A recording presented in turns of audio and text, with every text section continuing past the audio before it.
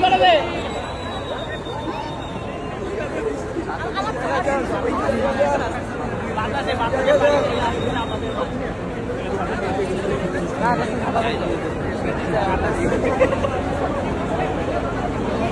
ভাই আমরা তো সমস্যা আসবে যে ইয়ে লাগবে যে কার মুছে যে